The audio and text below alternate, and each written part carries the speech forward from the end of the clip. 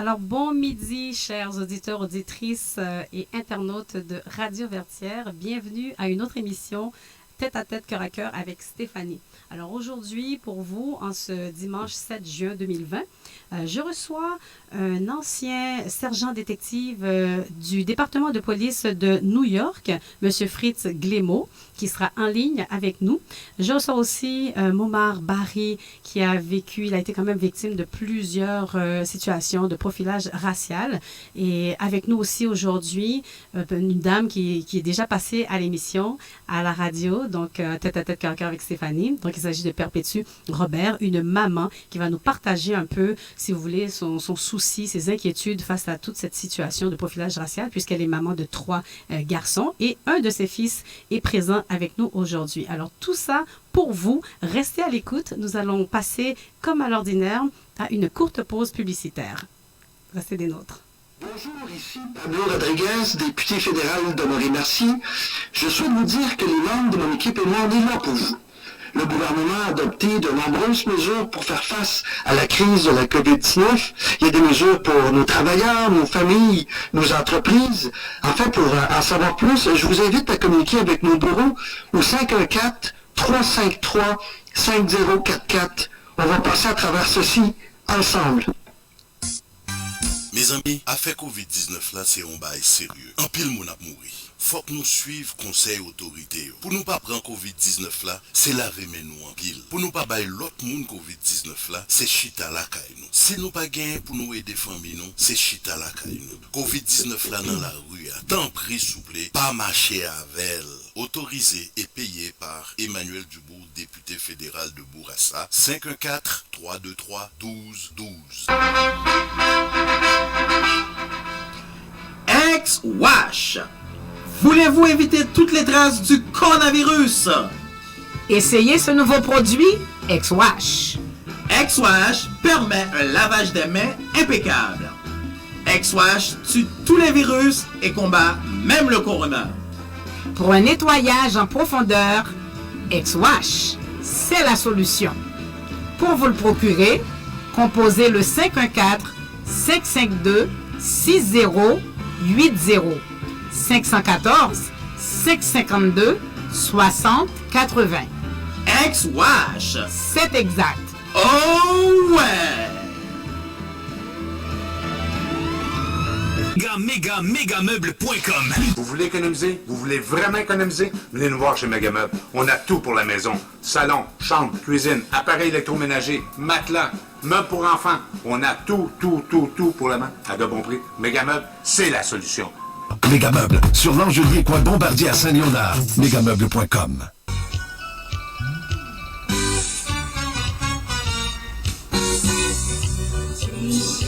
Avec Prêt Auto la caille facile. Prêtautolacaillefacile.ca. Avec l'Hélène. Effectivement, avec l'Hélène, l'une de nos animatrices ici même à l'émission L'Heure Vertière au 1570 AM. Que vous ayez un mauvais crédit, aucun cas refusé. Approbation garantie à 100%.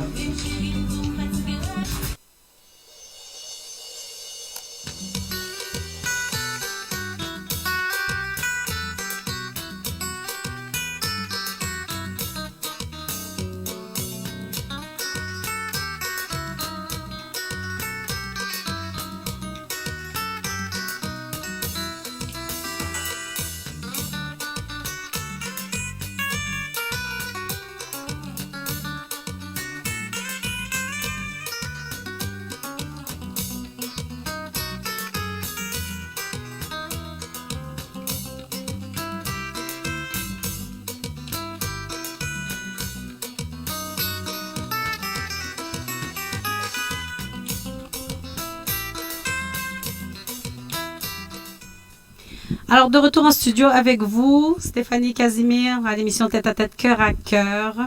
Donc, j'ai en ligne un ancien policier, donc sergent détective de la NYPD, donc New York Police Department, Monsieur Fritz Gérald Glémaud. J'aimerais juste vous aviser que l'entrevue aura lieu en anglais. Donc, je vais tenter, au meilleur de mes capacités, évidemment, de traduire de façon simultanée pour vous, pour m'assurer que tout le monde qui nous écoute on comprend l'entrevue, donc tout ce qui est en train de se dire. Donc, Fitzgerald Glimmaud, good afternoon. Good afternoon.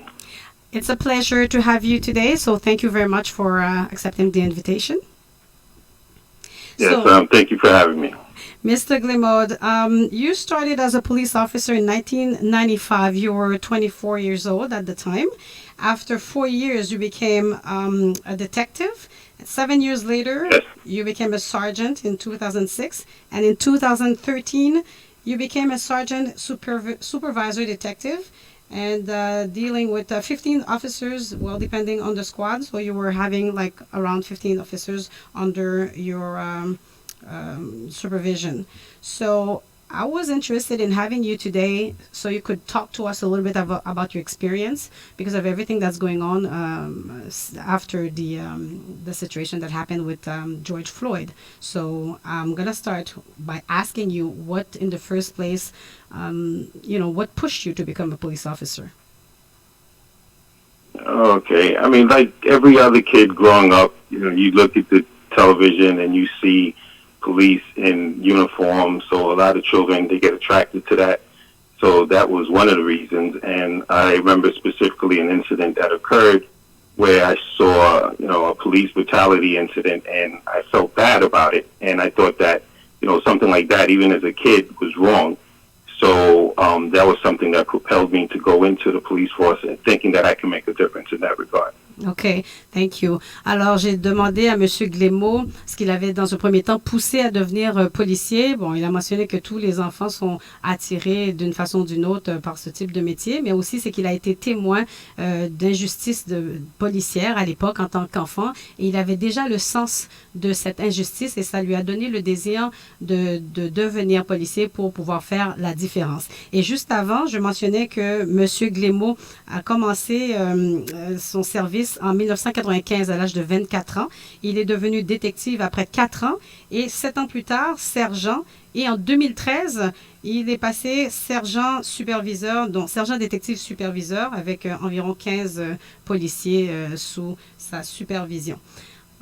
So, Mr. Glimmaud, I wanted to know during your service as a police officer, were you ever been a witness of, any kind of injustice or brutality from your partners?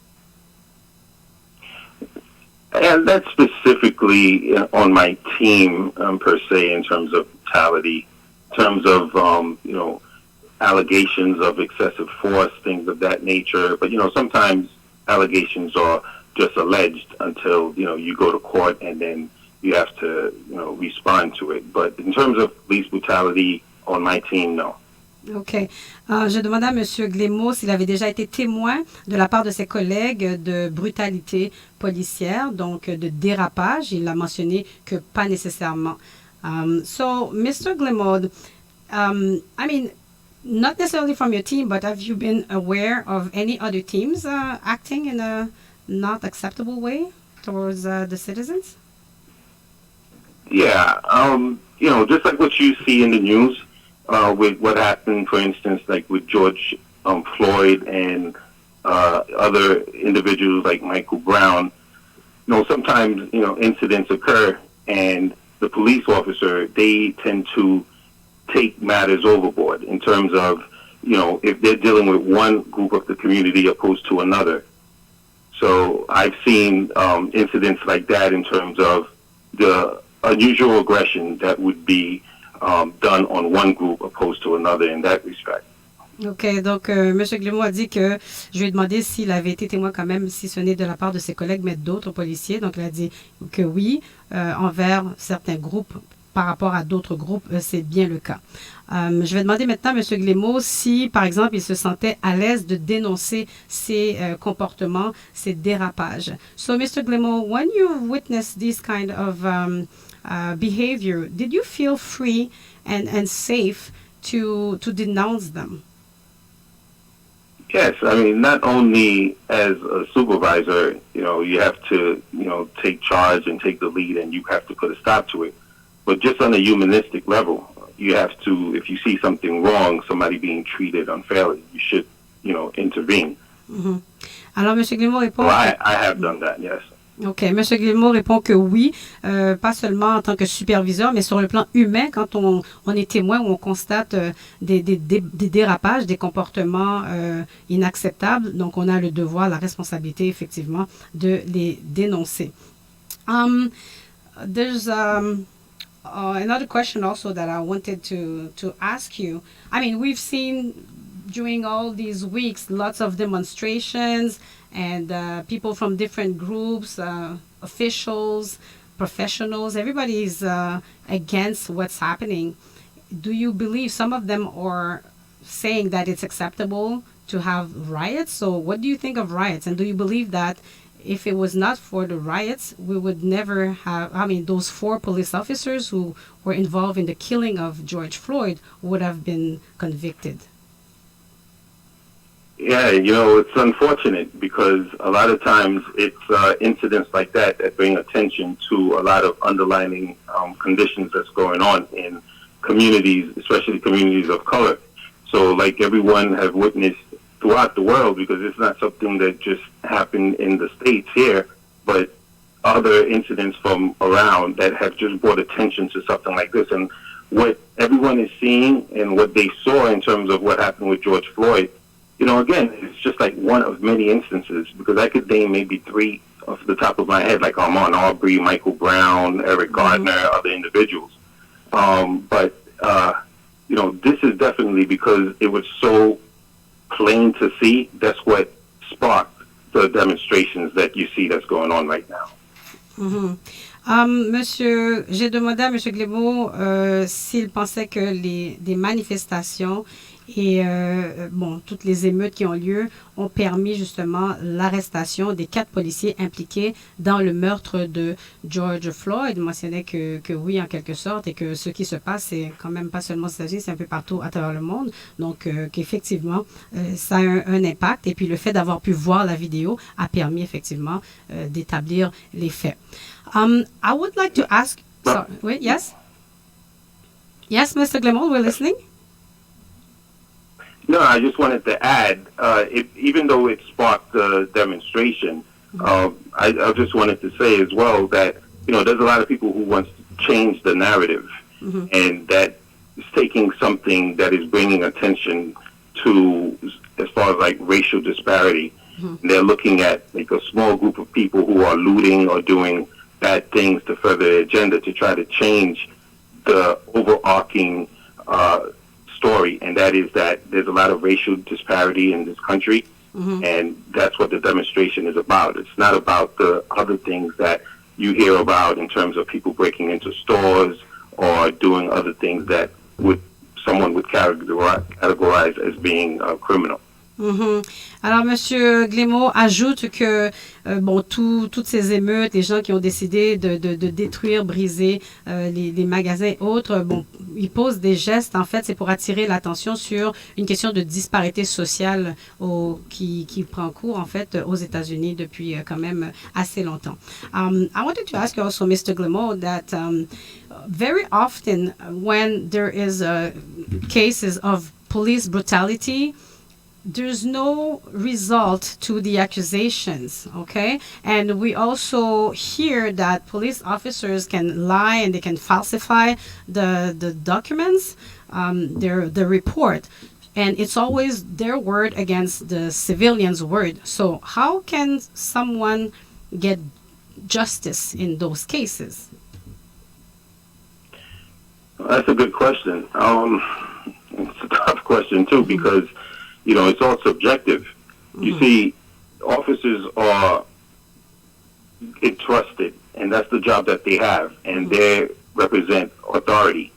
So the court system automatically is going to want to believe an officer who gives an account of something that occurred. And just like what you rightfully said, sometimes it's not exactly as it occurred.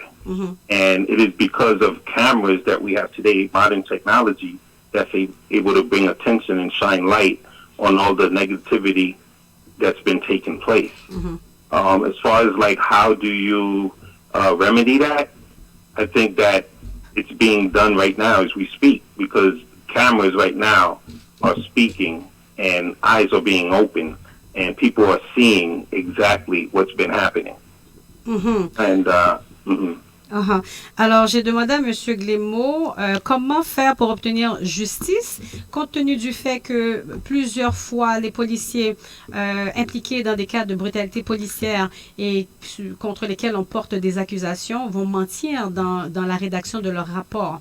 Alors, de quelle façon pouvons-nous maintenant obtenir justice, puisque c'est toujours leur parole contre la parole du citoyen? Alors, il nous répond que c'est une question assez difficile et que normalement, le policier a un devoir de rendre les faits tels qu'ils sont. La Cour fait confiance et veut bien croire maintenant au témoignage du policier. Et ce qu'il nous dit aussi, c'est comment changer ça, c'est un peu difficile, mais le fait qu'il y a des caméras maintenant, donc ça peut jouer un rôle favorable maintenant pour tout ce qui est une question d'obtenir donc la justice dans ces situations. You're saying that sorry, yes? Yeah, no, I just also wanted to add that, one of the things that can be done as far as the transparency and seeing how the officers are responding, would be for the officers to, if an incident like this occurred and it's plain to see there's no way this officer was in the right, people need to take action faster. Whether it's a supervisor, they need to fire the officer. If the officer itself needs to be arrested, they need to arrest the officer. They need to treat the officer just like they would a regular citizen at that point, because the officer just violated his oath or her oath. Okay. And that she or he, just used excessive force and need to be accountable for it. Monsieur Glémaud nous dit que c'est important aussi qu'il y ait une transparence au niveau de la réponse des officiers dans ces situations-là et que les gens doivent apprendre maintenant à réagir beaucoup plus rapidement, donc à aller voir le superviseur, donc intervenir rapidement, et que, à son avis, les policiers doivent être traités de façon équitable comme tous les autres citoyens lorsqu'ils posent des gestes maintenant qui vont à l'encontre de la loi. Mr. Glémaud, we've seen that even when the civilians are filming a situation of police brutality, that doesn't stop them from doing whatever they're doing. So I'm questioning if the cameras are going to be changing something, because we've seen it. There are so many cases where the police officers are being filmed, they know they're being filmed, and yet they keep on doing whatever they're doing. So how can we hope and believe that there's going to be a change? Because let's look at incidents with Armand Arbery or George Floyd, for that matter. Everything was on camera, right? But the system is broken. So it's only not at the level of the police officer that's working with that one who's committing the crime, but also you have the department, the police department is not affecting their arrest, right? And then after, they'll take time. They'll take 3 months or even 6 months, or sometimes they don't even bring up a charge against the person.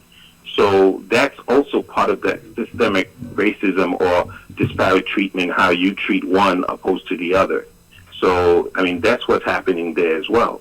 And so it's so deeply embedded in the culture of the police department that they feel that not only could they do it in the dark when no one is watching, but also when someone is filming in the daytime, it still continues to happen. That officer was on George Floyd's neck for almost 9 minutes. Yeah. Everyone was telling him to stop.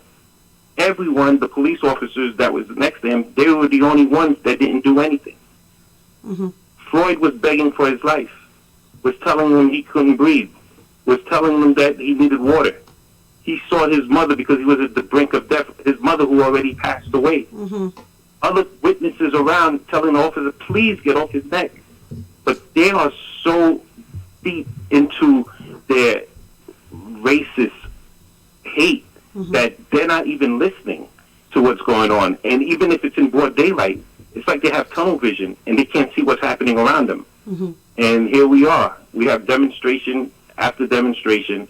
Finally, you talked about earlier, does riot exist and if it's necessary?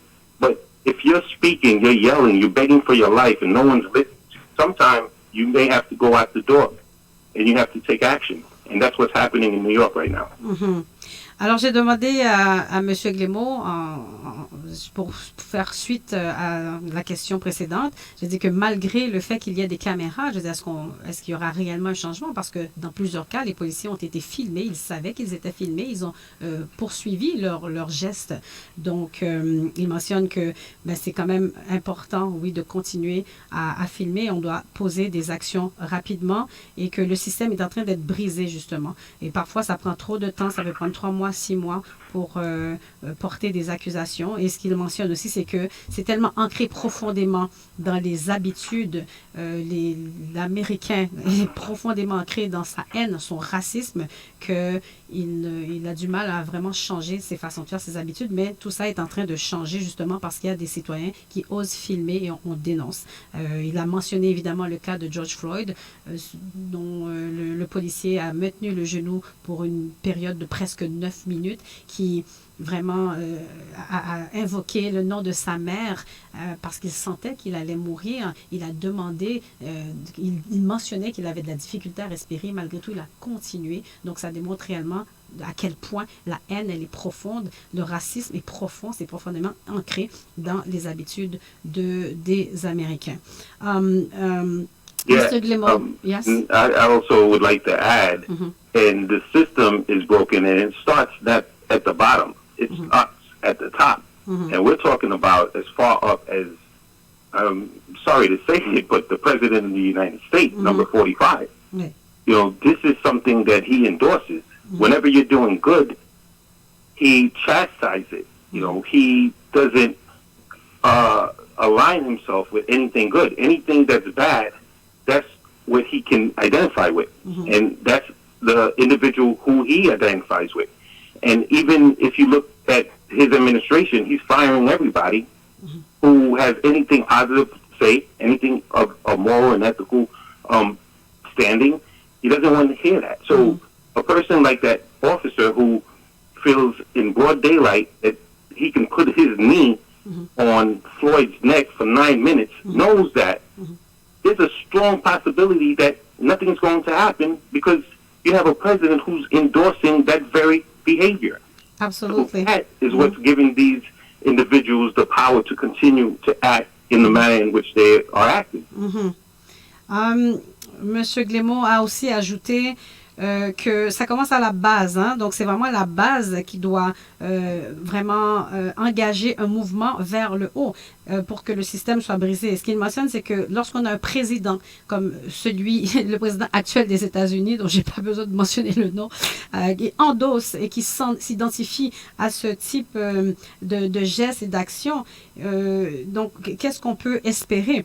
Alors, ce qu'il mentionne, c'est que le geste qui a été posé par le policier, justement, Derek Chauvin, son attitude démontre que, les possibilités qu'il soit réprimandé étaient très minces. Donc, le président Trump endosse par ses paroles, son attitude, ses comportements, ce type de gestes, ce type d'abus. Donc, il s'identifie à cela. Il a même l'habitude, en fait, de congédier, de se débarrasser de tous ceux et celles qui ont une moralité et qui ont un discours opposé au sien. Mr. Glémaud, we hear a lot of activist leaders talking about the fact that even George Floyd's lawyer talking about the fact that the United States are under an emergency. I mean, what's going on right now is, it's unbearable. Yeah, this is something that is it's unprecedented, and we touched a little bit on it.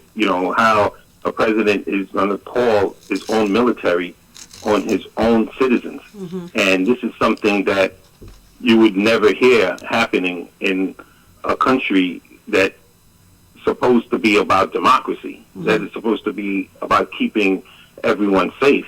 He's doing the exact opposite, and he's not reading from the playbook of a democratic government, but of that of a dictatorship. And unfortunately, you have one individual in him who thinks a certain way, but what is most astonishing to me is that you have Congress, because the system of government that we have doesn't allow for one branch of government to be unilateral, but allows for checks and balances. Yet, something could be said about those who are standing by, are sitting on their hands and allowing this to happen and leaving this president unchecked and allowing someone like a police officer to be able to, in broad daylight, do what he's doing. So, yeah, there's a lot of demonstration going on. A lot of leaders are talking against it, and it's rightfully so. Alors, il mentionne que c'est quand même pas, ce n'est pas acceptable dans une démocratie qu'un président envoie des militaires contre les citoyens, contre les civils, et que le système tel qu'il est permet ce genre de choses et ne fait pas en sorte qu'on puisse rendre des comptes, et que c'est plutôt, ça ressemble plutôt à de la dictature. I wanted also to talk about Reverend Al Sharpton, president of National Action Network, who was leading the funerals of George Floyd.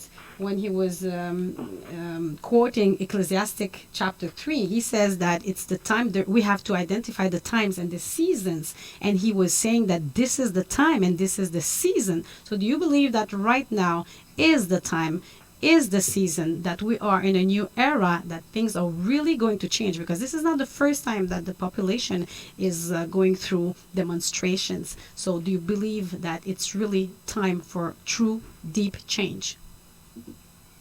Yeah, I believe that the time is way overdue. I mean, you would understand that this is something that started out with a dream with Martin Luther King, right, during the Civil Rights Movement, and who talked about peaceful demonstration opposed to trying to get change through violence. And, you know, it seems like it's now that this dream is finally being realized. And people are just waking up from that dream and seeing that, you know, nothing has changed in 60 years. And so if you can have something that occurred in 1963, 1964, happening in 2020, then we have to take action. And this is what Al Sharpton was alluding to, that this is the season of change. And it's happening. And you see people of all color coming together, walking hand in hand. And what makes it even more astounding is that it's happening during a pandemic. So people are putting their lives literally on the line for this change. For this change. You have millions of people all across the world infected, dying. And in New York, you would know that this is something that's been spiraling out of control. Yet, all across the states, people are coming together. Some are wearing masks, some are not. But this is something that's bigger than any one person. J'ai demandé à M. Glémaud, justement, je suis en train de perdre ma question, la traduction, ce que j'ai demandé. Oui, j'ai parlé de révérend, pardon. Just give me the chance. Just give me a chance to translate. Hello, do you hear me? Okay, just give me a chance to translate, because you've said a lot of things and I have to focus and concentrate. So I'm translating for our audience, okay? Alors, j'ai demandé à M. Glémaud, je lui ai mentionné en fait que le révérend Al Sharpton, qui est président de l'Action nationale, donc National Action Network, qui a présidé en fait les funérailles de George Floyd récemment, qui a cité Ecclésiaste chapitre 3, qui disait que c'était le temps, il fallait définir, apprendre à déterminer, identifier les temps et les saisons. Alors, est-ce qu'il pense que c'est aujourd'hui le temps et la saison pour un changement en profondeur par rapport à tout ce qui se passe? Et il a mentionné que ça a commencé, en fait, oui, ça a commencé avec Martin Luther King qui a dit qu'il a un rêve. Et les gens se réveillent, les gens réalisent que en 60 ans, rien n'a changé, parce que si aujourd'hui on peut encore lutter et se battre pour les mêmes problématiques, les mêmes enjeux qu'à cette époque, ça démontre que justement il n'y a pas eu de changement. Donc, les gens se réveillent et c'est maintenant que le rêve de Martin Luther King est en train de se réaliser parce qu'on voit des gens partout à travers le monde qui marchent main dans la main de toutes les nationalités, de toutes les couleurs et qui dénoncent, qui luttent. Les gens sont partout et à New York, par exemple, ça devient un petit peu hors contrôle. Les gens sont même prêts à mourir pour la cause. Donc, c'est en fait, c'est un sujet, une cause qui dépasse un individu. C'est plus grand qu'un seul individu.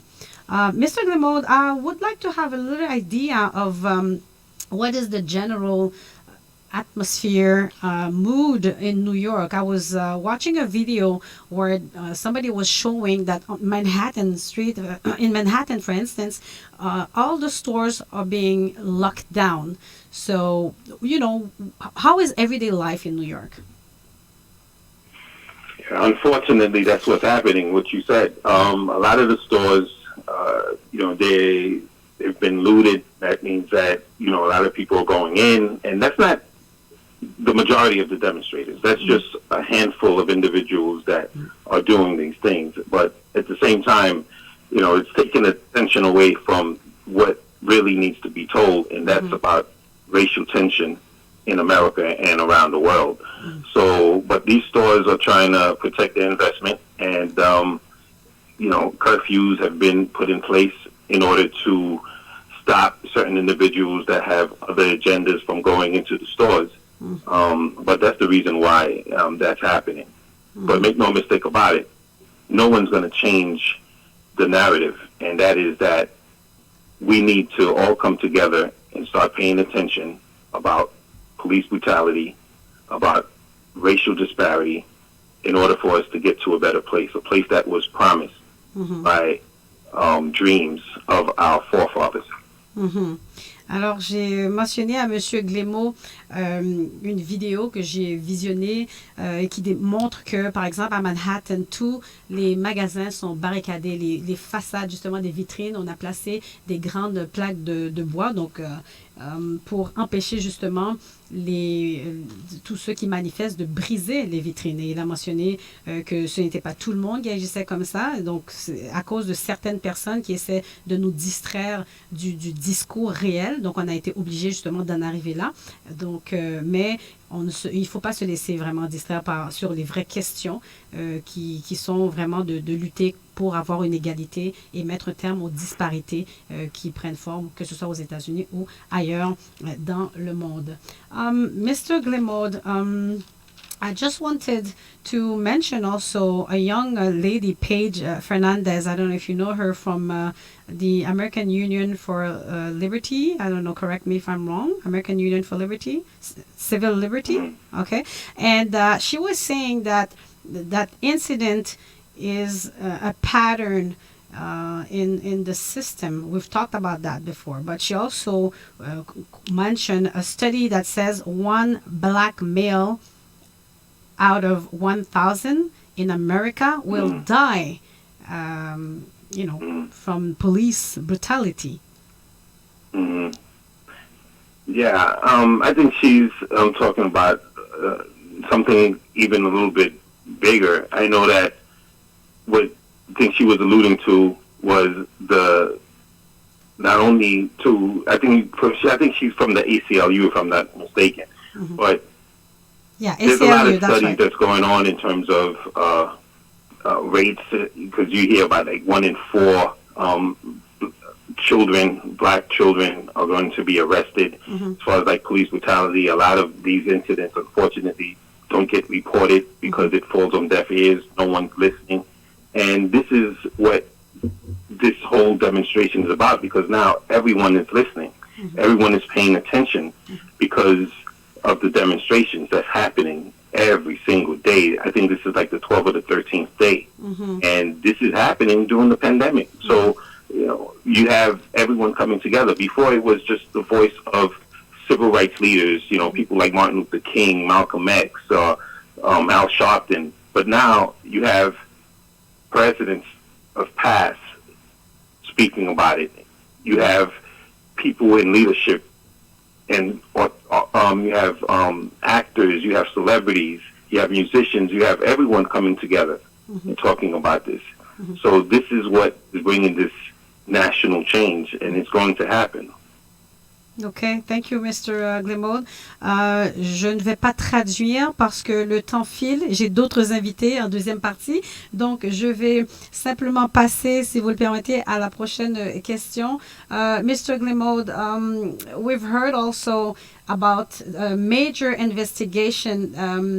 There's a feeling for a lawsuit concerning the politics and the practices among the police corporation, if I could say so, for the 10 past years. So where do you think this is going to help concerning, systemic racism?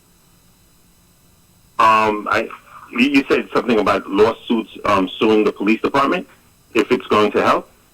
Well, where do you think this is going to bring us? There's supposed to be a major investigation regarding the policies and the practices in the police corporation for the past 10 years. Definitely. That's what's happening now. There's a lot of bills that are being talked about. Just recently, last week, it's called a lynching bill. So it's basically about police reform. And this is something where everyone now is seizing the moment because, like I said, it's all of the police brutality issues that you hear about. Multiply that by 100. That's how many times that these things happen throughout the course of a year. And so no one's really doing anything about it. A lot of things were suggested to be done, and nothing has been done. So just recently, there's a bill that's looking to be passed, and there's only one individual that's stopping it from passing, and it's a lynching bill. And so basically what it is, it's deals with any individual who does harm to another, especially a black person, and that has to do with them being held accountable, having to be arrested, because they're equating that to modern day lynching, like what used to happen 200, 300 years ago to slaves. So it's called the lynching bill. So you have bills like that and others that are being passed as a result of what we all witnessed. OK, thank you so much. Alors, juste avant, j'avais mentionné à Monsieur Glemold que Madame Fernandez, donc une activiste du UCLU, donc l'Union américaine pour les libertés civiles, qui mentionnait qu'un noir sur 1000 mourra entre les mains des policiers. Et par la suite, je viens aussi de lui parler d'une enquête qui a été commandée au sujet, donc une grande enquête par rapport justement à la discrimination, le racisme systémique au sein du corps policier, donc pour vérifier les politiques et les pratiques au sein du corps policier. Donc, est-ce qu'il pense que cela va nous amener quelque part, donc cela va aboutir, il a dit définitivement, et qu'il y a plusieurs lois en ce moment qu'on est en train de revoir et qui seront probablement déposées, dont la loi du lynchage. Donc, quiconque brutalise une personne, qu'elle soit noire ou pas, aura des comptes à rendre. Donc, il y a des réformes qui vont arriver bientôt justement dans le corps policier. Donc, aucune acceptation de brutalité policière ou de lynchage qui nous ramène évidemment de tout ce qui se passait à l'époque de l'esclavage.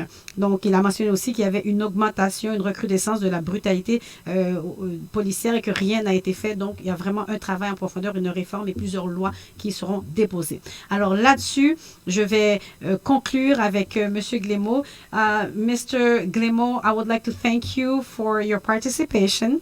I think you've given us very clear answers. And if I'm not mistaken, you are studying law at this time? Yes, I'm actually preparing to go into law school, yes. Okay, perfect. So good luck for the future. And once again, thank you for being with us today. All right, thank you. Thank you for having me. Have a great day. Thank you. Have a great day. Alors voilà, j'ai remercié M. Fritz Gérald Glemold, ancien sergent détective du département de police de New York. Voilà, de New York. Et j'ai souligné le fait qu'il compte étudier en droit. Parce qu'il a pris sa retraite malgré son jeune âge, parce que vous savez, dans ce type de métier, après 20 ans de service, on peut prendre sa retraite. Donc, il va étudier en droit. Donc, je lui ai souhaité bonne chance pour l'avenir. Et je les remercie vraiment d'avoir participé à cette émission avec nous. Alors voilà, nous allons prendre une pause musicale maintenant avec la chanson de Rebecca Jean, une jeune artiste d'origine haïtienne qui vit ici à Montréal, que j'aime particulièrement. Elle a écrit, je crois, une pièce intitulée Assez Enough. Vous irez voir ça sur les réseaux sociaux. C'est de toute beauté, c'est magnifique. Vous ne pourrez pas voir les images à l'émission, mais au moins, prenez le temps d'entendre les paroles. Ça vaut la peine. Et restez avec nous. On revient avec mes invités. Nous allons parler de profilage racial. Slavery never died. It's time we do something about it.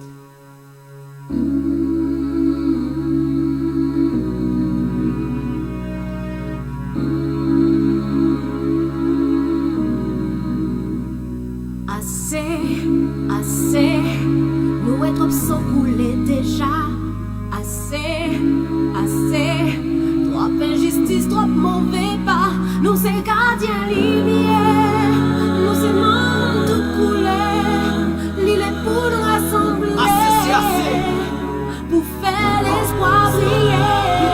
Assez balles, assez boulettes, assez coups de manchette, assez cales, assez soufflettes, assez coups de chapelet, assez crime, assez killing, assez coups de couler sous nos petites Elohim, c'est ça demander, assez victimes, assez sangoulées, découpées, nous pas qu'on baille la vie, sauf qu'il laisse libre, nous doit prendre la vie, innocent quand chercher la vie, nous pensons plus bon que l'autre, qui fait n'a malgré l'autre, de coup 400 ans d'esclavage, pas ta scène toujours les l'autre, même pour nous lever tête, nous protéger bête nous. Les gars qui étaient aucun monde, bêtiser, accès-vous nous. Il est pour nous lever camper, en nous tout mobiliser. Parler de bouche bée, en nous parler, demander pour justice. Assez, nous être sans couler déjà. Assez, trop injustice, trop mauvais pas. Nous c'est gardiens lumière, et nous c'est non tout couler. L'île est pour nous rassembler, c'est assez. Pour faire l'espoir briller. No one sweat it, no one seems to care. Major crimes are being published on Facebook, no one pays no mind. Is it because of the color of my skin that it don't matter? If I die suffocating with a rope around my neck, somebody told me that those days were over, but I beg to differ. So many crimes are being committed against humanity around the world. Human rights are being violated and disrespected, while the superpowers turn their heads like nothing is happening. I'm just sick of it, sick of watching my people getting killed on social media. Black diamonds are still being dug. Big ups to everyone like me who stands for justice for all, regardless of race or nationality. Assez, nous être sans couler déjà. Assez, trop injustice, trop vieux combat. Nous c'est gardiens lumière, nous c'est monde tout couler. L'île est pour nous rassembler, pour faire l'espoir briller. L'aimerait t'aimer, sentir ta remettre yo toute violence yo. Même qu'on est, selon nous, celle qui garde des armées, yo. On nous mettait ensemble, on nous levait ensemble, les arrivés pour nous songer, héritage ancêtre nous yo défilé. Assez, nous sommes coulés déjà. Assez, trop injustice, trop vieux combat. Nous c'est gardiens lumière, nous c'est non tout couler. L'île est pour nous rassembler, pour faire l'espoir briller. Assez, nous être sans couler déjà. Assez, nous être sans couler. Trop injustice, trop vieux combat. Nous c'est gardiens lumière, nous c'est non tout couler. Pour faire l'espoir briller, nous dit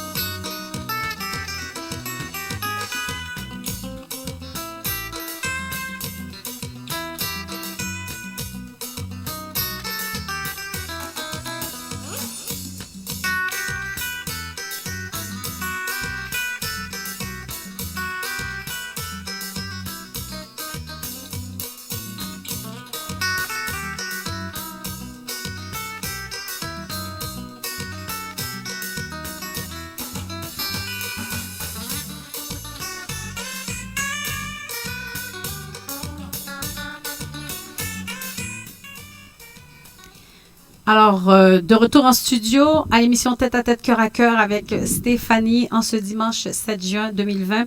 Donc, je viens de m'entretenir avec l'ancien policier, donc sergent détective de la police de New York, M. Fritz Glémaud, sur la situation aux États-Unis. Et en studio avec nous, j'ai 3 invités aujourd'hui. Donc, M. Momar Barry, bonjour. Madame Perpétue Robert, bonjour. Et son fils Olivier, bonjour. Alors, oui, il se passe des choses aux États-Unis, le monde entier est mobilisé, mais il faut savoir que ces mêmes brutalités ont cours ici aussi au Québec, à Montréal. Plusieurs personnes ont vécu des expériences et peut-être que certains ont oublié ou même méconnaissent les cas à Montréal au début des années 90, quand on parle d'Anthony Griffin, de Marcellus François et j'en passe.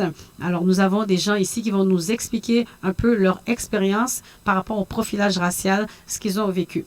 Je voudrais simplement mentionner aussi que en ce moment, au moment où on parle, a cours une manifestation à Montréal qui a débuté au parc Émilie Gamelin.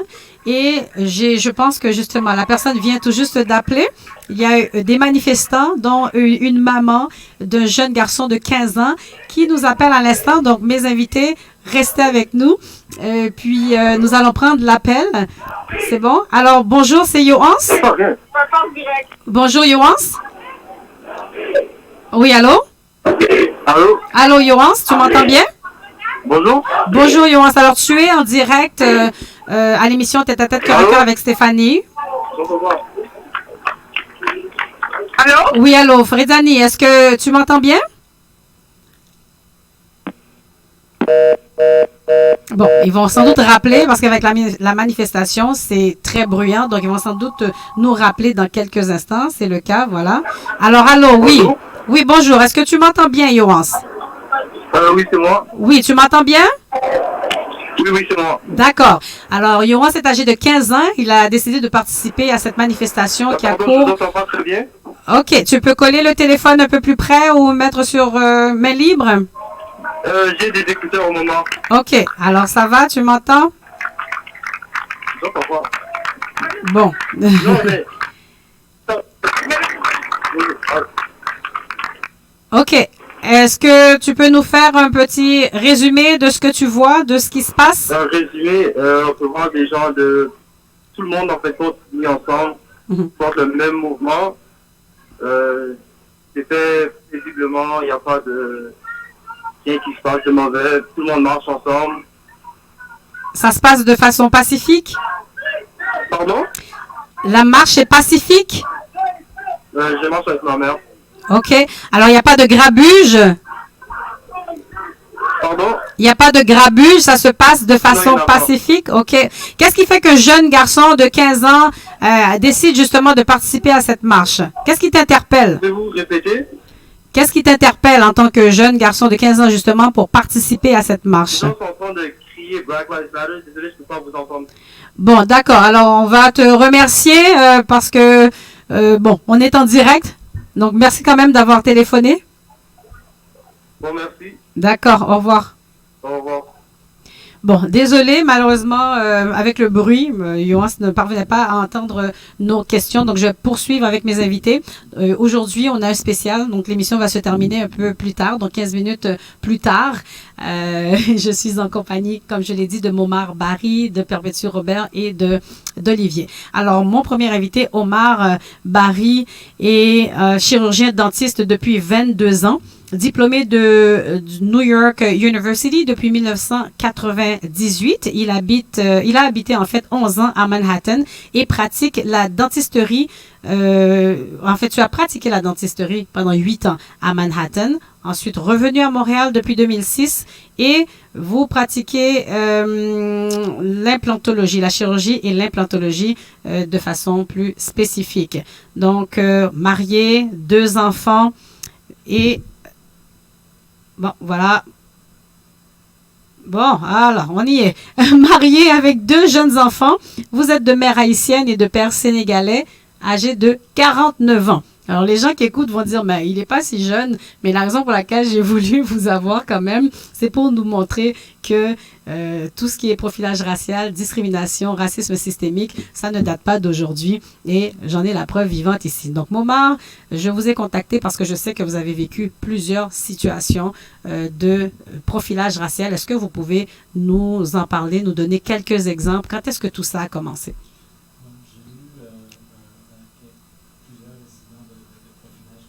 Mm-hmm. Des fusils sur moi. Oui. Dont 3 à Montréal et 1 à New York. Oui. Donc, les policiers ont pointé des fusils sur vous. Donc, de face, littéralement. Oui, oui, ben, de dos. De dos, ouais. OK. Pour me fouiller, au fait. Mm-hmm. Il faut que les gens comprennent que j'ai jamais rien fait d'illégal de ma vie. Mm-hmm. J'avais fait justement un post qui expliquait justement 2 de ces faits-là sur Facebook. Oui. Dont mes intentions étaient seulement de partager mes expériences avec tout le monde, au fait, parce que je pense que, comme le détective de New York parlait tout à l'heure, je pense que c'est le bon moment maintenant que tout le monde puisse partager leur expérience vis-à-vis des forces policières ou les incidents de discrimination raciale qui se passent en ce moment. Alors, vous avez dit n'avoir jamais rien fait d'illégal, donc jamais aucun acte répréhensible. Et je me permets de le mentionner. J'ai été contactée, en fait, à la suite d'un texte écrit par une bonne amie de la famille ou tante. Je peux la nommer. Donc, Viviane Barbeau, qui a été présidente de la Fédération des femmes du Québec. Donc, merci à Viviane qui a été le lien entre nous. Donc, ça, c'est pour vous montrer que nul n'est exempt. Il y a des gens qui pensent que ce sont seulement les délinquants où il faut avoir fait quelque chose. Même les Noirs eux-mêmes disent ça. Ouais, mais il y a le comportement, l'attitude. Souvent, on entend ça. Ouais, mais il faut que nos jeunes apprennent à respecter l'autorité. Oui, c'est vrai. Ils ne doivent pas réagir, mais il faut se réveiller. On n'a pas besoin de réagir. On n'a pas besoin d'avoir un mauvais comportement pour être victime. Au fait, c'est la raison pourquoi je tenais absolument à partager sur Facebook, parce que à Montréal, on ne voit pas vraiment ce qui se passe aux États-Unis. Moi, j'ai habité 11 ans aux États-Unis, j'ai habité l'autre 2 tiers de ma vie à Montréal. Donc, je suis capable, j'ai vécu... De comparer, oui. Je viens d'une famille qui est vraiment très aisée. Oui. Donc, puis les gens de Montréal à qui tu parles d'habitude, ils disent toujours ça arrive aux États-Unis, ça arrive dans les ghettos, ça arrive... les gens sont au mauvais moment. Au mauvais endroit, au mauvais moment. Oui. Puis dans mon cas, c'était pas le cas. Oui. Dont une fois, c'est même arrivé tout près de chez moi. Oui. Où est-ce qu'un policier m'a arrêté. Tout près de chez toi, ici ou là-bas? À Montréal. C'est quand j'étais beaucoup plus jeune, dans les années 90. Là, où est-ce que un jour, j'étais à la maison, je vais aller rejoindre des amis, je rentre dans ma voiture, je vais jusqu'à l'autoroute parce que c'était à Laval. Parler dans le micro. Je reviens chez moi. Oui. Je prends mon portefeuille, je repars dans ma voiture, et puis là, il y a une voiture de police qui me coupe. Qui, là, maintenant, j'essaie de sortir pour voir ce qui se passe. Bon, il ouvre sa porte, il pointe un fusil sur moi, il me dit de rester dans ma voiture. Wow. Pour ensuite me demander mes papiers. Il me demandait où est-ce que j'habitais. Je lui disais que j'habitais à quelques maisons de là. Et ensuite, il me disait qu'il m'a arrêté parce que je conduisais un véhicule suspect. Oui. Et le véhicule que tu conduisais à l'époque, est-ce que tu peux... C'était une Honda Civic. Une Honda Civic, et c'était un véhicule suspect parce que la voiture était noire, les vitres étaient teintées. La voiture était noire, mais les vitres n'étaient pas teintées. OK. Et une belle voiture de l'année? Dans le temps, c'était considéré comme une belle voiture de l'année. Okay. Et dans cette voiture-là, je ne peux même pas compter le nombre de fois que je me faisais profiler. OK. Donc un noir ne peut pas conduire une belle voiture. Ouais, exactement.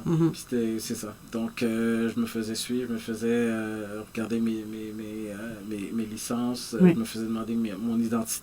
Je me suis demandé est-ce que la voiture est vraiment à moi ou des choses comme ça. Oui, oui.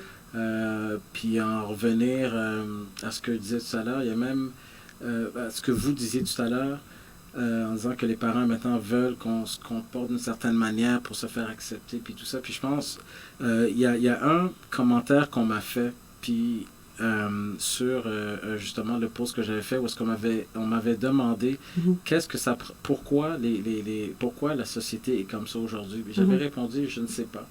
Mais par contre ce que je peux faire c'est mieux me comporter en tant que père, frère, fils, et toujours de parfaire dans tout ce que je fais dans la vie. Mais après ça, c'est un commentaire que j'ai effacé parce que je crois pas que nous, on devrait en arriver là pour se faire respecter. À une hyper-vigilance, si je peux reprendre un peu Fabrice Ville, qu'on a beaucoup vu dans les médias, entre autres à Télé-Québec, j'ai regardé le code, briser le code, et il y a une des personnes interviewées qui parlait d'hyper-vigilance. Donc, on est dans cet état. Exactement. Oui. Donc, je sais pas, j'imagine que et puis ce qui m'a surpris, c'est que je me suis réveillé dimanche matin dernier et les enfants étaient réveillés, puis je me suis dit que j'allais écrire ce post-là, mais ce post-là, c'était vraiment pour seulement expliquer mon expérience personnelle, pour que les gens ne voient pas que ça n'arrive pas juste aux autres, ça peut arriver à n'importe qui. Oui. Mais maintenant, j'ai eu énormément de commentaires et de commentaires positifs. Mais ce qui m'a surpris le plus, c'est que de tous les amis, je peux vous dire 100% des amis que je connais, je ne vous parle pas de 99-80%, mais 100% de mes amis, ils ont tous vécu des événements de discrimination raciale dans leur vie. Oui. 100% de vos amis noirs, est-ce qu'il y a des latinos, des arabes, ou bien c'est que... Moi, je parle des noirs que je connais. Okay. Mais évidemment, c'est peut-être arrivé à d'autres races, mais en ce moment, le focus, c'est sur le... Oui, tout à fait. Et donc, c'est ça. C'est là que j'ai été vraiment surpris. Oui. Et donc, j'encourageais les gens vraiment à raconter leur histoire, parce que vraiment, si on... Maintenant, réaliser que ça arrive d'une manière aussi commune, puis même dans mon cas, où est-ce que, à New York, mon épisode à New York est encore pire. Parce que ce qui est arrivé, c'est que, faire une histoire courte, j'avais un ami qui venait de Los Angeles. Oui. Et puis, qui était venu me voir dans ma résidence à NYU. Et là, on devait sortir cette journée-là. Donc, on est sorti, on devait aller dans une fête où il y avait énormément de personnes dehors. Oui. Donc, on s'est promené, on a essayé de trouver des restaurants où on pouvait aller aux toilettes. Okay. Et on n'en a pas trouvé, on a marché 15 minutes, puis à un moment donné, on s'est dit, tu sais quoi, on va marcher dans le fond d'une ruelle et on va trouver un coin. Mauvaise idée. Mauvaise idée. Marcher dans une ruelle, un groupe de jeunes hommes. Je suis allé seul. Tout seul, Je me suis dit, c'est quoi, je vais aller là-bas parce que je vais aller te rejoindre. Ouais, c'est douteux, hein? On n'avait aucun endroit où aller. OK. Bon, il y a une voiture de police qui est arrivée. Même chose, la voiture a arrêté, freiné, sorti de la voiture, put your hands on the wall, puis j'ai mis mes mains sur le mur, ils ont mis mes menottes, ils ont attaché les menottes dans mon dos, ils m'ont mis dans la voiture de police. Sans même te questionner? Non, mais qu'est-ce qu'ils m'ont dit? C'est dans la voiture, ils m'ont dit, qu'est-ce que tu penses que je faisais? J'ai dit, monsieur, j'ai cherché les toilettes partout, je ne l'ai pas trouvé. Oui. Et j'étais vraiment dans un coin, là, vraiment perdu. OK. Et puis là, moi, comme je venais, ça faisait même pas peut-être 6 mois, 1 an que j'étais à New York. Okay. Je venais de Montréal. Oui. Ils me demandent, mais qu'est-ce que vous auriez fait si j'aurais fait ça devant chez vous? Je dis, monsieur, si c'est la même situation, je vous aurais laissé faire. Donc, j'ai fait ça pour une insulte. Ça, c'est pendant qu'il m'a amené au poste de police. OK. Donc, on t'a menotté, arrêté parce que tu as décidé de te soulager dans un coin d'une ruelle. Est-ce qu'il y avait, par exemple, c'était des magasins? Non, même pas. C'était vraiment une ruelle. Puis c'était vraiment un coin que j'ai choisi stratégiquement pour être sûr que ça fit avec le coin. Et donc, ils ont sorti le pistolet. Ils ont sorti les pistolets, ils m'ont dit de mettre mes mains sur le mur, ils m'ont mis les menottes. Là, ils m'ont amené au poste de police. Et ça, c'était quand j'étais en médecine dentaire à NYU. Oui. Les cellules étaient au 2e étage. Au 1er étage, ils ont pris mon portefeuille au 1er étage. Après, ils m'ont mis dans une cellule. Ils m'ont poussé dans la cellule. 10 minutes après, ils ont pris un homeless, un sans-abri. Oui, un sans-abri. Qui, lui, avait des menottes, pas dans le dos, mais devant. Devant, Puis ils l'ont poussé dans la cellule, puis ils ont dit « Please, no fight ». Puis ils ont claqué la porte. Donc, c'est pour un peu inciter la violence. Maintenant, évidemment, quand ils m'ont questionné, ils m'ont demandé qu'est-ce que j'étais. Je dis, j'étais étudiant, ils ne me croyaient pas, mais ils me re-questionnaient. Malgré qu'ils aient vu, tu avais ta carte étudiante dans ton portefeuille. Dans mon portefeuille, mais moi, ce que j'avais peur, c'est que il y avait une histoire de Amadou Diallo dans le temps. C'était un Africain, immigrant africain à New York, qui s'était fait arrêter par la police, puis on lui avait tiré sur le corps 41 balles. Oh là là. Et puis c'était pendant ces périodes-là. OK. Donc, moi, puis je voyais aussi beaucoup de Noirs qui étaient injustement mis en prison. Oui, tout oui. Ça.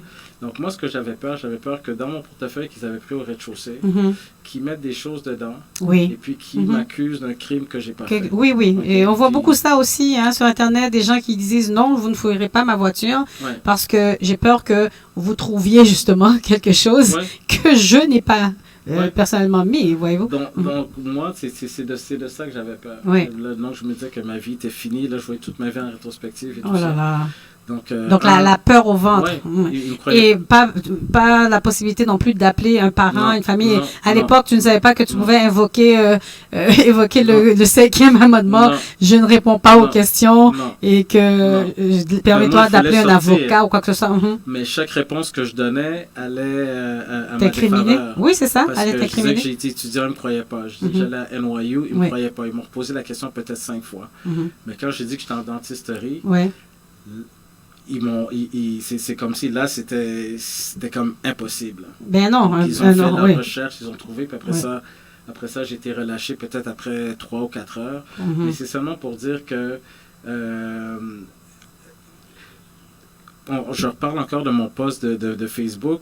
Ce genre d'incident-là m'est arrivé 3 fois à Montréal et 1 fois à New York. Parce que j'ai des policiers, avec une arme, il faut préciser. Avec une arme à feu dans le pointée dos, sur moi. Ça a été 1 fois à Montréal, c'était à distance. 2 fois à Montréal, c'était à distance. Puis les deux autres fois, celle de New York, celle de Montréal, c'était vraiment dans mon dos. Maintenant.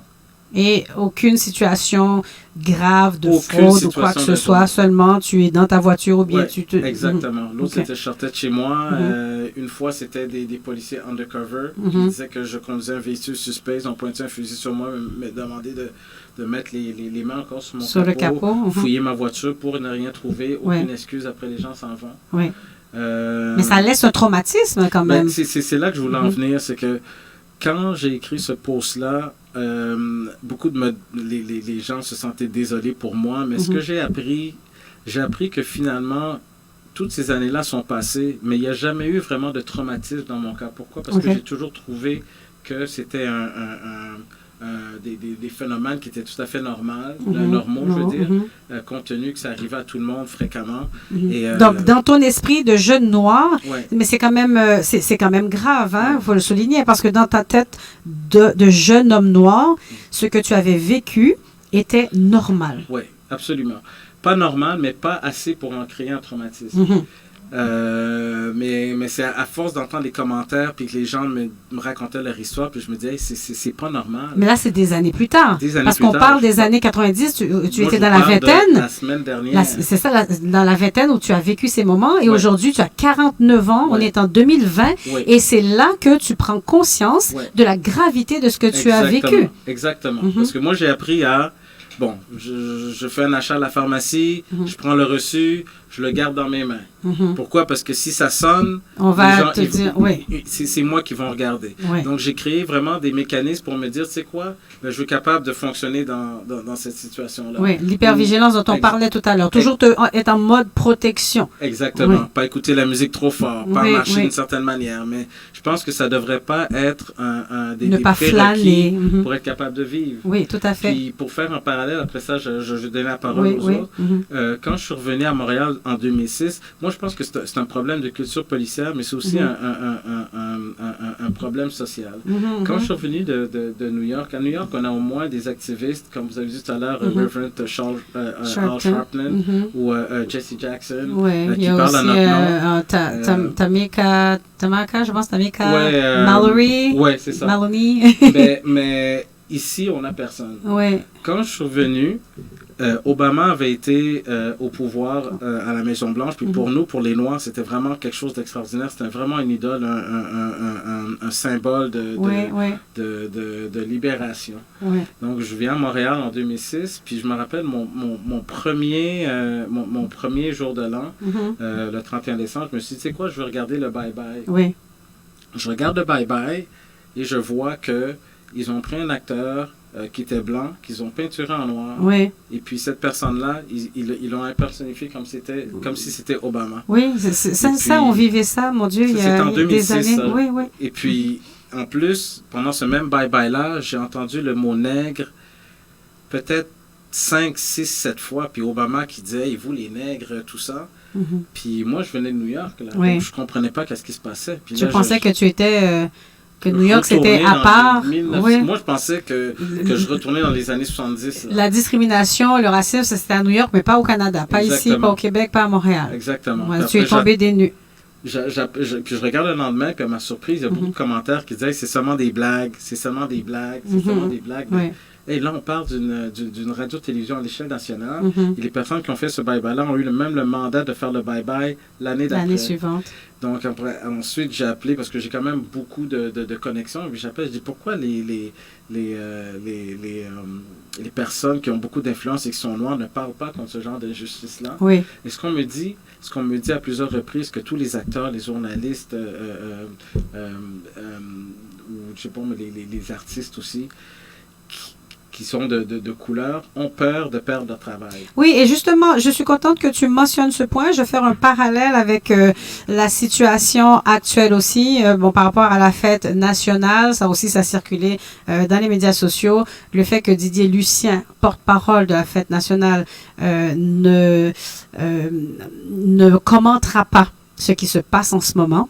Il y a eu un communiqué comme quoi on voulait que la fête nationale soit festive, positive, on veut que ce soit rassembleur. Donc, il se tait. Est-ce que c'est lui qui a choisi? Apparemment, c'est ce qui a été écrit, que c'est lui qui avait décidé. Est-ce que c'est une pression qu'il a reçue? On ne sait pas, mais c'est quand même... c'est inacceptable, c'est étonnant. Oui, je comprends qu'on veuille se protéger, sauver sa peau, mais la cause, on ne peut pas se taire. C'était une situation dont les Québécois de souche étaient victimes. On n'aurait jamais eu ce silence. Moi, quand je regarde, par exemple, les événements où on remet des trophées, galas artistes, ou peu importe, les Gémeaux, etc., je vois toujours des artistes qui sont là, debout sur scène et qui dénoncent des situations, qui n'ont pas peur de la polémique. Mais quand il s'agit de quelque chose qui touche les Noirs, moi, ça me montre que cette fête nationale n'en est pas une. Parce que ça veut dire qu'on ne fait pas partie de cette nation. Je ne pense pas que ça sera rassemblant, mais c'est plutôt exclusif. Parce que quand tu n'oses pas prendre la parole pour une cause aussi cruciale, ben ça en dit long.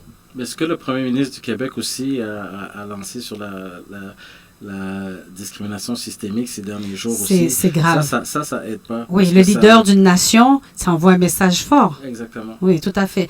Écoute, on va donner la parole à Madame Perpétue Robert, qui est naturopathe, vitaliste et infirmière aussi de formation, et son fils Olivier, âgé de 17 ans. J'aimerais vous entendre. Et bon, je veux faire le pont parce qu'il y a une chose que tu as mentionnée qui est intéressante, c'est que tu as dit que tu ne voulais pas rester dans les sentiments négatifs, tu es allé de l'avant à l'époque, en tout cas dans la vingtaine, et tu es devenu chirurgien dentiste. Tu n'as pas laissé ces événements t'accabler, te limiter, te freiner dans la réalisation du soi. Donc ça, c'est important aussi pour les gens qui écoutent, s'il y a des jeunes, parce que parfois on va utiliser des excuses ou des prétextes. Oui, c'est difficile, c'est dur, mais on ne doit pas laisser ces situations nous empêcher de devenir qui on a à être. Et on a mentionné tout à l'heure le révérend Al Sharpton. J'ai beaucoup aimé dans son homélie, il disait get your knee off of our neck. Retirez vos genoux sur nos coups, laissez-nous être ce qu'on doit être, laissez-nous devenir ce qu'on a à devenir, laissez-nous respirer. Alors, Olivier, 17 ans, j'aimerais t'entendre, parce que toi aussi, tu as vécu des situations de discrimination, pas dans une voiture parce que tu ne conduis pas encore, mais dans d'autres circonstances. Alors, j'aimerais t'entendre. Mais j'aimerais dire que c'est pas juste les policiers qui discriminent. Tout à fait. Peut-être rapprocher du micro, s'il te plaît. C'est même des professeurs, par exemple. Oui. Genre, une professeure m'avait dit, genre, j'étais en train de la regarder calmement parce qu'elle était en train de me dire quelque chose. Tu peux parler un peu plus fort, s'il te plaît. J'étais en train de la regarder calmement, puis oui. elle me disait, ton calme me fait peur. C'est quand je commençais à grandir. Au secondaire? Ouais, au secondaire, parce que je suis quand même une personne de grande taille. Oui. Puis en plus, avec ma couleur de peau, ça n'aide pas. Fait que les gens, quand je m'assois ou je les regarde avec ils te craignent. Ouais, ils me craignent. Ils me voient comme une personne qui va aller faire du mal. Oui, alors ça revient encore comme ce qui a été dit dans les dernières semaines aussi, c'est que le noir est un suspect potentiel en tout temps. même s'il a 12 ans, qu'il ait 14, 17 ans, peu importe, le noir est un suspect potentiel. Donc, tu es en classe et ton enseignante te dit, ton calme me fait peur. Ouais, et tu as réagi comment? Je vais pas dire, oh, c'est parce que tu penses que je suis noir. J'ai pas dit quelque chose comme ça. J'ai juste dit, mais c'est comme ça, je peux rien faire contre ça. Je vais pas me fâcher, ça va pas aider la situation. Donc, tu n'as rien dit? Non, j'ai rien dit parce que si je me fâche, ça va rien aider à la situation. Tout à fait. Comme une fois, j'étais à la cafétéria, j'étais avec mes amis. Un de mes amis allait acheter quelque chose et moi, j'étais parce qu'il y avait une ligne pour les gens qui attendaient et moi, j'étais à côté de cette ligne-là, j'étais loin. Oui. Puis j'avais mis ma tuque dans ma poche. Oui. Puis après ça, la madame me dit, est-ce que vous pouvez sortir ce qu'il y a dans votre poche? Puis je l'ai dit, ok, je regarde, puis c'était un chapeau. Oui. Le fait que la madame pense que j'avais volé quelque chose pendant que j'étais même pas proche. Elle t'a ciblé particulièrement. Les autres amis étaient québécois autour de toi. Tout le monde avait quelque chose dans leur poche. Oui. Puis j'étais même pas proche des endroits où c'était littéralement physiquement impossible pour que je puisse voler quoi que ce soit. Parce que j'étais complètement loin de où est-ce que la nourriture était. Puis les gens, elle a automatiquement dit, est-ce que vous pouvez sortir ce qu'il y a dans votre poche? Oui. Puis je l'ai sorti là. Est-ce qu'elle s'est excusée après coup? Pas du tout? Non. Ok. Après ça, mon ami m'a dit, t'es sérieux? Genre, la première chose qu'il me regarde, elle dit, t'es sérieux? C'est pas croyable que même dans une école, que des choses comme ça arrivent. Et il y a eu d'autres événements?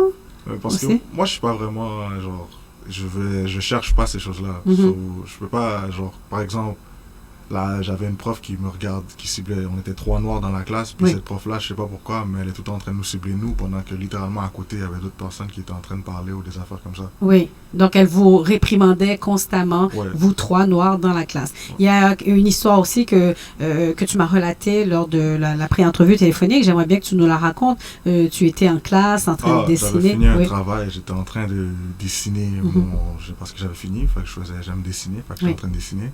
Puis là, après ça, la prof me dit, si tu fais ça encore, je te sors du cours. Puis après ça, même pas une minute après, la prof va à quelqu'un d'autre qui est sur son téléphone en train de regarder des vidéos.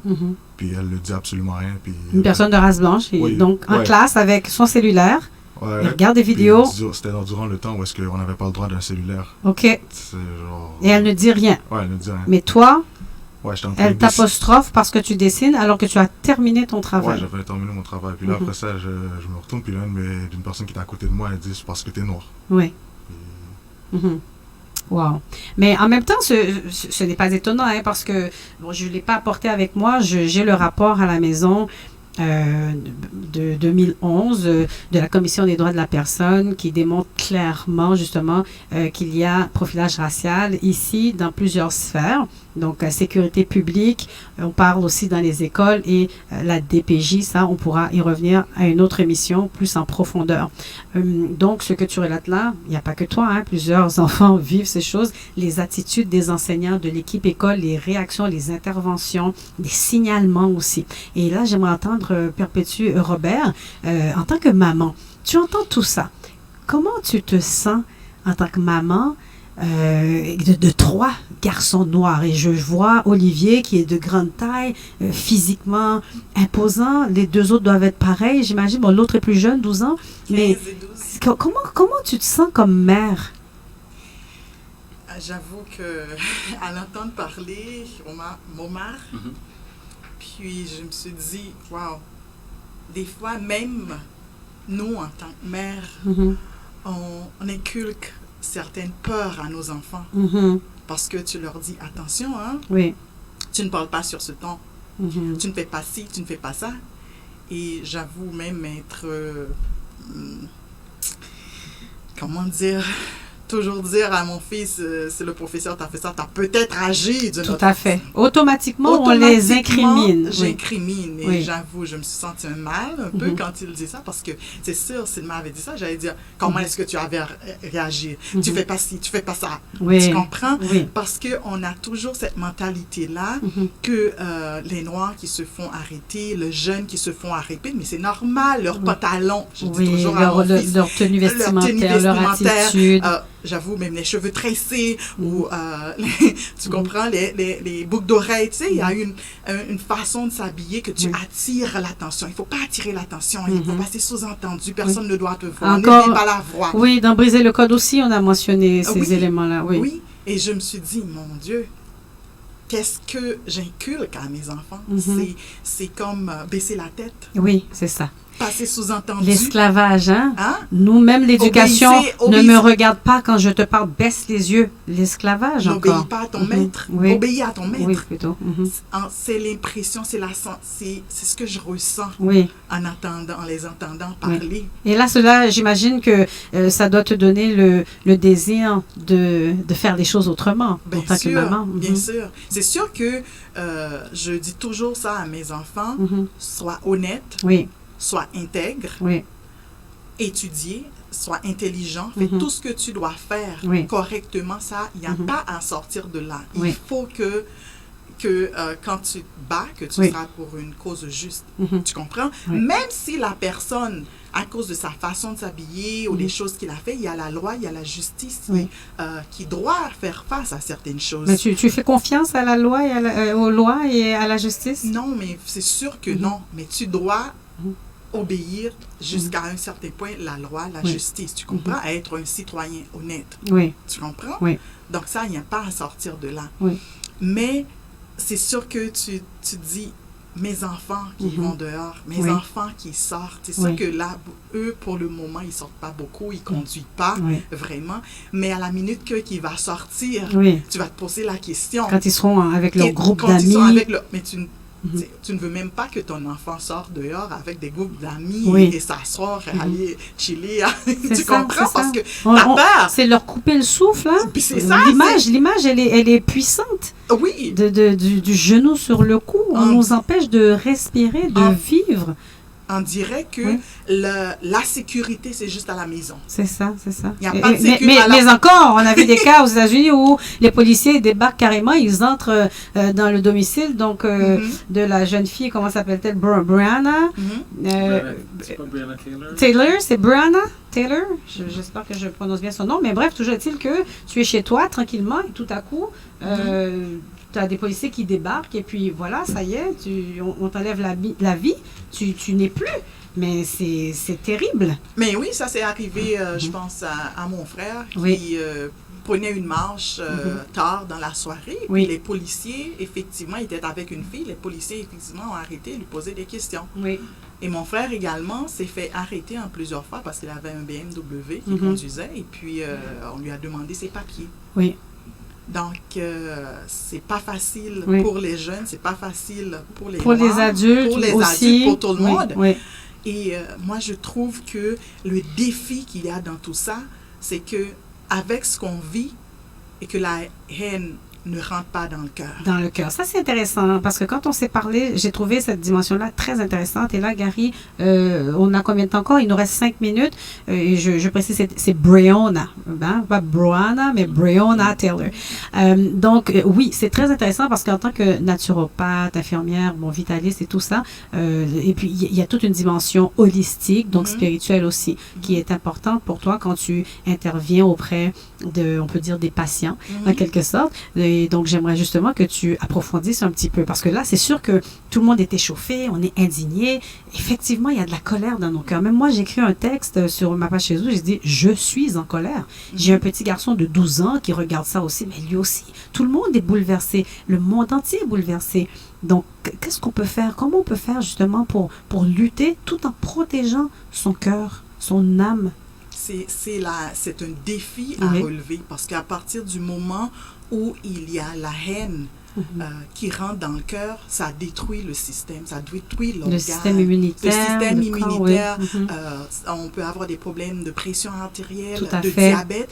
Et sans oublier les femmes qui portent des enfants, que cette haine-là va passer à travers. C'est transmis à l'enfant. La peur va se transmettre à ces enfants à partir des hormones, du sang. Exactement. C'est un défi.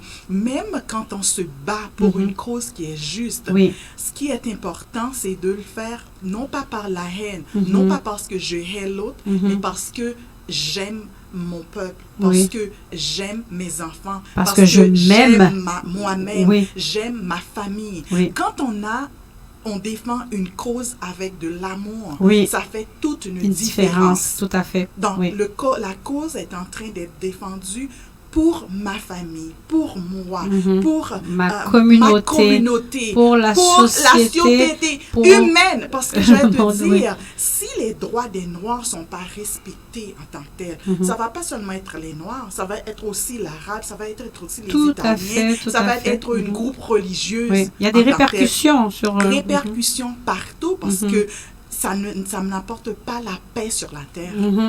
Tu comprends? Et là, je fais un pont aussi, un lien, parce que, bon, évidemment, dans toute cette situation, on a beaucoup entendu parler de Dieu, on n'a pas entendu parler du Christ.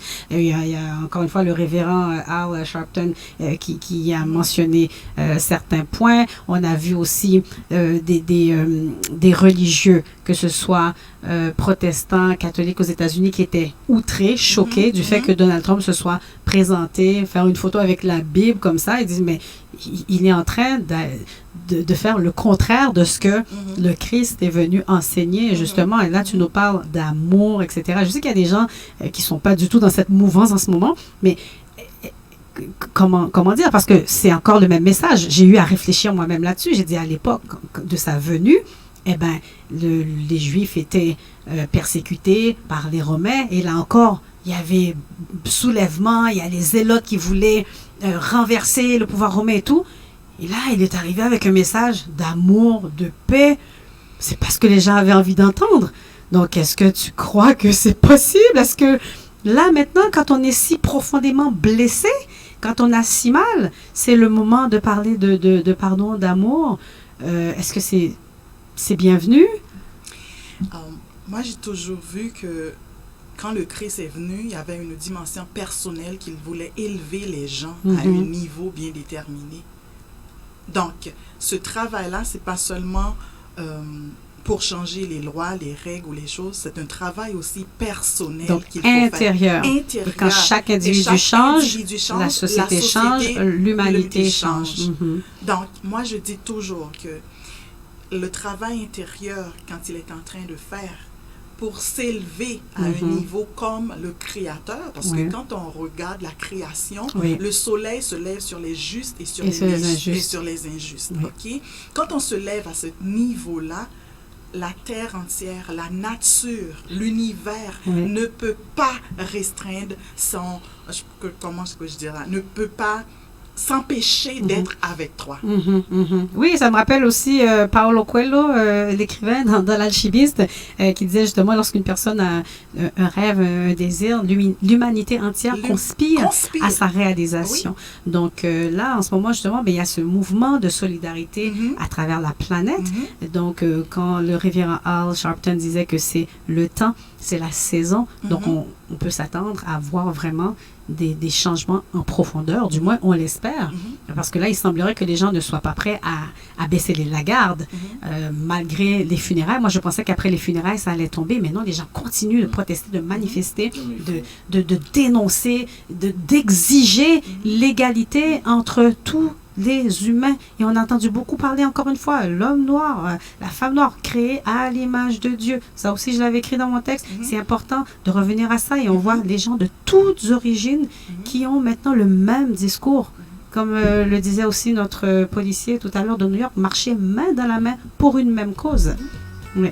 Alors voilà, là-dessus, je vous remercie tous les trois, vraiment très intéressant. Merci à Momar Barry, à Perpétue Robert et à Olivier. Donc Gary, merci à toi et merci à notre DJ. Prochaine émission qui nous a permis justement d'aller un petit peu plus loin, de dépasser le temps aujourd'hui parce que c'est quand même un sujet de grande importance, c'est spécial. J'espère que vous avez apprécié l'émission d'aujourd'hui. Je vous attends la semaine prochaine, même poste, même heure, pour un autre tête-à-tête, cœur à cœur avec moi, avec Stéphanie. Et restez à l'écoute pour la prochaine émission et aussi Mon argent, mon comptable à 14h. La semaine prochaine, j'attends une confirmation. Je devrais avoir 2 invités réellement hors pair. Je ne vais pas les annoncer tout de suite au cas où, mais restez fidèles et puis partagez aussi, s'il vous plaît, nos émissions. Nous sommes aussi maintenant sur YouTube. Donc, YouTube, j'ai toujours du mal à dire ça. YouTube, peu importe. Alors, écoutez-nous, partagez, likez. Merci d'avoir été là. Bon dimanche et bonne semaine. Merci. Merci.